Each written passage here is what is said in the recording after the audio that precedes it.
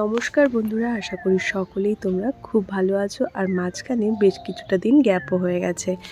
আর আজকে চলে এসেছি ছোট্ট একটা দুধ পুলির রেসিপি নিয়ে। তো দেখেই বুঝতে পারছো এটা কতটা সুন্দর হয়েছে আর খেতেও হয়েছে দারুণ টেস্টি। তো চলো রেসিপিটা দেখে নিই। প্রথমেই চালের গুঁড়োটাকে 1 কাপ চালের গুঁড়োর সাথে 1 কাপ গরম জল আর সামান্য পরিমাণ নুন দিয়ে এরকম একটা ডো তৈরি করে নিয়েছি। এবার এটাকে হাতের সাহায্যে ভালো করে মিশিয়ে নিতে হবে, যেভাবে তোমরা দেখতে পাচ্ছ। তারপরেই কিন্তু আমরা এটা থেকে ছোট ছোট করে লেচি করে নেব, যেটা থেকেই কিন্তু আমরা পুলিটা তৈরি করব। তোমরা চাইলে যে কোনো শেপেই পুলিটা তৈরি করে নিতে পারো। তো এখানে সবার প্রথমেই ছোট্ট ছোট্ট করে লেচি কেটে নিচ্ছি।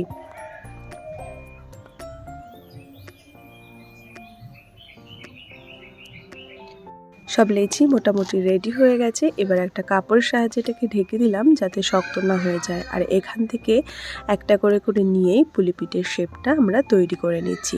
তো এভাবেই কিন্তু তোমরা শেপটা দেবে। আর প্রয়োজন হলে একটু হাতে চালের গুঁড়োটাও মেখে নিতে পারো, যাতে এটা হাতে না লেগে যায়। তো এভাবেই তোমরা চাইলে নারকেলের পুর বা সন্দেশের পুর বা নিজেরা যে কোনো দুধের পুরও বানিয়ে নিতে পারো। আর তোমরা এখানে যেটা দেখছো এটা কিন্তু ছিল নারকেলের পুর।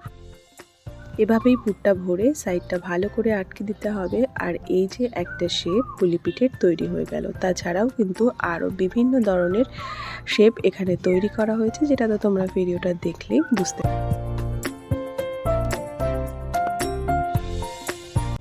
তো এখানে আমাদের সব পুলি পিঠে রেডি হয়ে গেছে। আর দেখতেই পাচ্ছ কি সুন্দর লাগছে। আর ডিজাইনগুলো বিভিন্ন। তো তোমরা চাইলে এই ডিজাইনগুলো করতে পারো, তাছাড়াও নিজেদের মতো করে অন্য কিছু ট্রাই করতে পারো। তো এই যে রেডি হয়ে গেছে। এবার এগুলোকে দুধে দেওয়ার আগে একটু স্টিম দিয়ে নেব। তো স্টিম দেওয়া হয়ে গেলেই এদিকে দুধ পুলির জন্য দুধটা রেডি করে নিচ্ছি। তো এখানে দুধের মধ্যে গুড় দিয়ে বেশ কিছু সময় একটু জ্বালিয়ে পুরোটাই রেডি করে নিয়ে তার মধ্যে আস্তে আস্তে আমরা পুলি পিঠেগুলো ছেড়ে দেব। আর পুলিগুলো দেওয়ার পর কিন্তু আমরা এটাকে বেশি সময়ের জন্য ফোটাবো না, ওই 5 মিনিট মতো।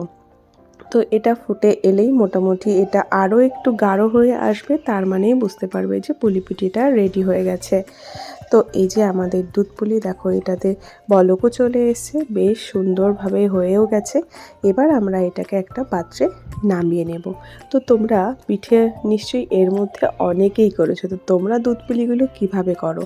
তোমরা কি এভাবেই করো? তাহলে অবশ্যই জানিও। আর আমাদের এই রেসিপিটা তোমাদের কেমন লাগলো সেটাও একটু কমেন্টে জানিয়ে দিও। তো দেখো, এটা আবার একটা পাত্রের মধ্যে আমরা নামিয়ে নিচ্ছি। দেখেই মনে হচ্ছে খেয়ে নিই, তাই না? হ্যাঁ, একদমই তাই। আর খেতে দারুণ স্বাদ হয়েছিল। তো তোমরাও এই ধরনের পুলি পিঠে ট্রাই করতে পারো। আর এখন প্রায় শীতের শেষ, আর বেশি দিন নেই। আর শীতের মধ্যেই কিন্তু এই ধরনের পিঠে পায়েস ভালো লাগে। তো তোমরাও দেরি না করে চটপট বানিয়ে নাও, যারা এখনও বানাওনি। আর তোমাদের এই ভিডিওটা ভালো লাগলে অবশ্যই একটা লাইক করে দিও। Till then, tata, by.